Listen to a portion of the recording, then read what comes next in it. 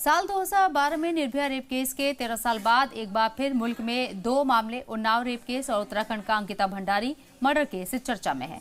खवातीन के खिलाफ बढ़ते क्राइम को लेकर लोगों का गुस्सा बढ़ता जा रहा है। पार्लियामेंट के बाहर समाज सेवी मुमताज पटेल समेत कई खवातीन ने एहतजाज किया और उन्नाव केस में इंसाफ की मांग की। खवातीन ने कहा है कि दिल्ली क्राइम कैपिटल बनती जा रही है। खासतौर पर खवातीन के मामलों में सरकार सिर्फ अपने लीडरान को बचाने में लगी है। आपको बता दें कि बीते दिनों यूथ कांग्रेस ने अंकिता भंडारी केस को लेकर भी मुजाहिरा किया था। कुलदीप सेंगर को जमानत पर रिहा करने को लेकर बवाल अब देश भर में बढ़ता जा रहा है। कल भी यूथ कांग्रेस ने प्रोटेस्ट किया इस पूरे मामले को लेकर और आज मरहूम अहमद पटेल की बेटी मुमताज़ पटेल जो है बैठी हैं धरने पे पार्लियामेंट के सामने। हालांकि जिस तरीके से आवाज़ अब बुलंद होती नज़र आ रही है, कहीं ना कहीं इंसाफ की उम्मीद भी आ रही है। चाहे वो रेप पीड़िता की बात करें, जिस तरीके से न्याय के लिए चाहे वो इंडिया गेट हो या पार्लियामेंट के सामने धरना प्रदर्शन हो, लगातार अब आवाज़ बुलंद होती जा रही है कि इस तरीके के मामलों में ऐसे गंभीर आरोप में आरोपी को ज़मानत देना, जेल से बाहर रखना कितना न्याय संगत है। मुमताज़ पटेल जी मेरे साथ मौजूद हैं, एक बार उनसे ही बात करते हैं। अरे आप लोग पहले भी इस चीज़ को उठा चुके हैं, पिछले कई दिन से हम देख रहे हैं आपको इसके लिए उठा रहे हैं।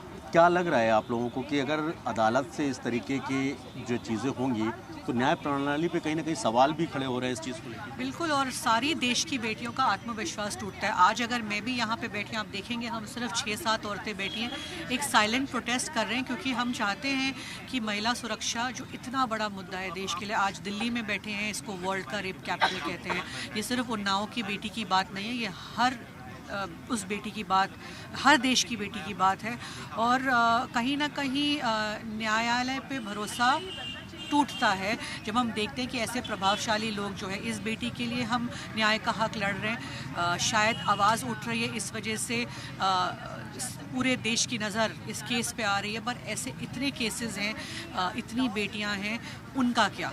उन्नाव रेप पीड़िता की बात कर रहे हैं हम लोग, अंकिता भंडारी भी एक उत्तराखंड के, उनके भी रहता है और इसमें बीजेपी नेताओं के नाम जिस तरीके से आए तो उस पर आप बिल्कुल, आप ये देखिए कि सिर्फ ये तो नोन नेम्स हैं और आपको पता है कि बड़े प्रभावशाली इसके पीछे आरोपी हैं, पर वो आरोपियों का होता क्या है, वो आरोपी छूट जाते हैं। आप ब्रिजभूषण की बात करें, आप अंकिता भंडारी केस में देखिए कि उसका क्या हो रहा है। आप ये उन्नाव की जो बेटी हैं कुलदीप सेंगर को देखिए, लाइफ सेंटेंस को सस्पेंड कर देगा, मतलब न्याय मिला और न्याय फिर से छीन लिया गया। इतने हाई प्रोफाइल केसेस को भी ब्लेटेंटली छोड़ा जाता है, तो ये इससे हम सबका आत्मविश्वास टूटता है। और जो ये प्रभावशाली लोग हैं, क्या इनको सरकार की बैकिंग है? आज संसद के बाहर बैठे, यहाँ पे लॉ बनने चाहिए और ज़्यादा स्ट्रिक्टर लॉज होने चाहिए।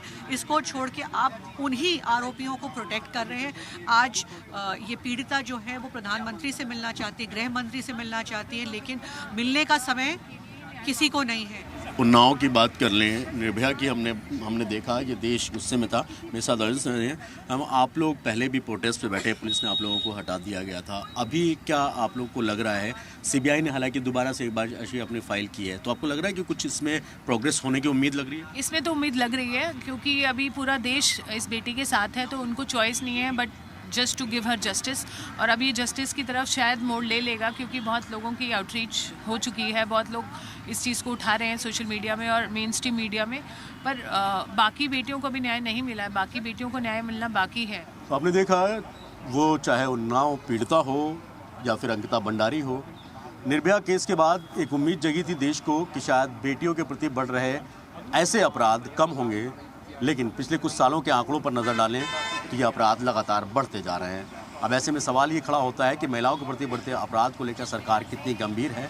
हालांकि इसी संसद में निर्भया केस को लेकर कानून भी बनाया गया था और आज इसी संसद के बाहर देश की ही वो बेटियां बैठी हैं एक देश की बेटी के इंसाफ के लिए। यानी साफ तौर पर है कि जिस तरीके से इंसाफ की मुहिम जो शुरू की गई है वो कितना आगे जाती है, ये तो आने वाला वक्त बताएगा। वीडियो जर्नलिस्ट सौरभ रावल के साथ सईद मुबशर, सलाम टीवी, दिल्ली।